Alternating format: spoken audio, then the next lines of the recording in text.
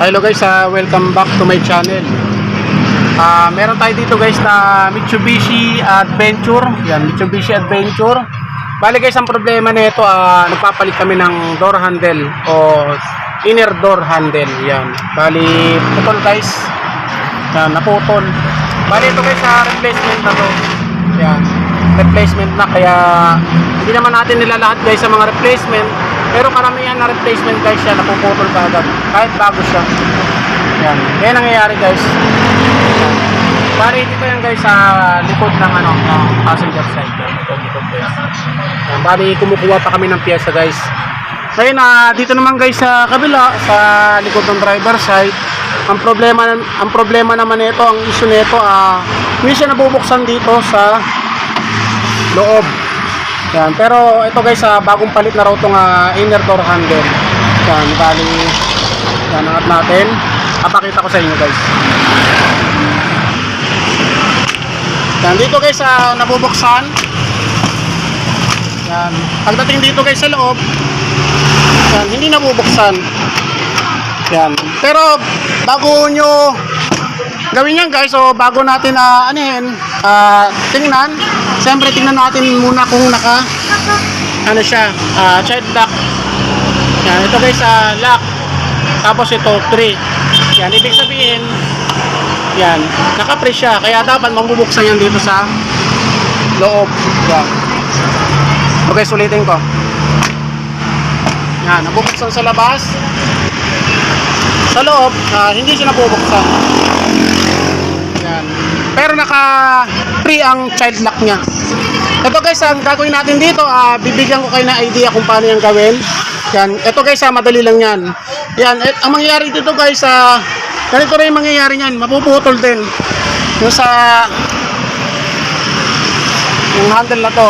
Kapag kakapwersa, yan. Kakapwersa, mapuputol. Kaya ang gagawin natin dyan guys, ganito. Papakita ko sa inyo. Ganito lang. Napakasimple lang yan guys. Ito, tatanggalin nyo to.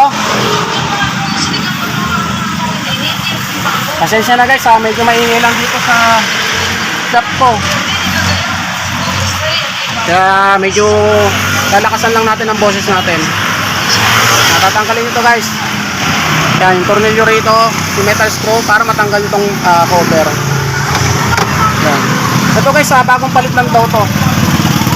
Pero hindi rin nila mabuksan sa loob.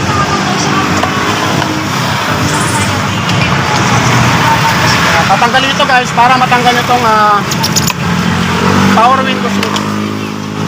Yan, bubunutin nyo to. Ngayon guys, meron niyang mga lock. Yan, kailangan matanggal nyo yan.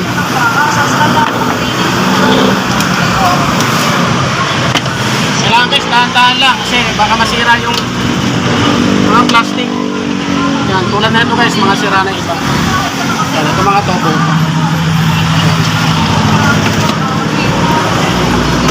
Ito guys, bagong palit lang to. Yan, kitang-kita naman guys, bagong-bago siya. Yan. Kaya nga lang, hindi nila mabuksan dito sa loob.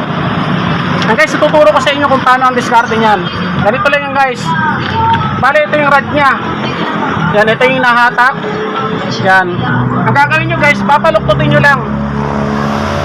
Iangat nyo to guys. Tapos babaluktutin nyo ng konti. Yan, ito. Yan, babaluktutin nyo. At ito. Yan, para magkaroon siya ng konting hatak pa. Kasi kapag kulang sa hatak, hindi niya mahatak itong mechanism. Yan, hindi niya mahatak.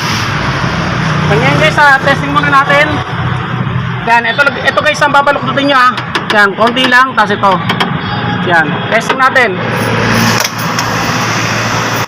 Yan. Yan guys, kitang-kita naman.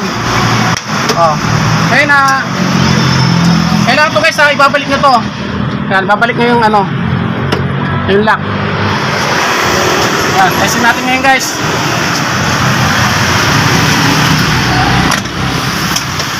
Yan, sa labas nabubuksan. Yan guys, kitang-kita naman. Tapos ang gagawin nyo guys, kailangan ito may bababa nyo to. Yan. Kasi minsan guys, kapag sobra sa pag-angat doon o pagbaluktot, ito mahihirapan na kayong ilaro to. Kasi kumbaga hahatak na to kaagad eh. Yan, kailangan kasi guys sa sakto-sakto. Yan. Tapos yan guys, tinamari. Yan. Oh.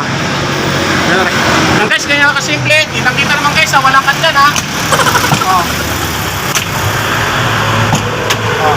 Ganun lang guys. Ito lang guys, ulitin ko. Kapag bumili kayo ng ganito na replacement, kasi ang replacement kasi guys, minsan talaga may pagkakaiba. Kaya ang gagawin nyo lang, yun, papaluktutin nyo lang to ng konti. Tapos ito, kasi itong rod na to ha, yan, itong rod na to yung mahatak na yan. Yan guys, kitang-kita naman, bumaluktot na siya. Yan, tapos ito. Yan. Ngayon guys, kapag sa labas naman, medyo nahihirapan kayo magbukas, nakakailang ulit kayong magbukas sa labas. Ito naman guys, ang i-adjust nyo. Yan, bubunutin nyo to. Yan, bubunutin nyo yan, tapos iikot nyo ng, counterclockwise. Kung baka iikot nyo, kahit mga dalawang ikot, tapos babalik nyo para magkaroon siya ng mas malakas na hatak. Yan. Yan, ganun lang guys. Bali, ito guys papaluktutin nyo to. Tapos ito, konting-konti lang guys. Yan. Oh, okay na guys. Bali, guys Mitsubishi Adventure. Yan. Kung ang gagawin nyo, sa bahay lang kayo, magagawa nyo na maayos ang sasakyan nyo. So yun guys, sana may natutunan kayo sa isinara kong bagong video. Maraming salamat.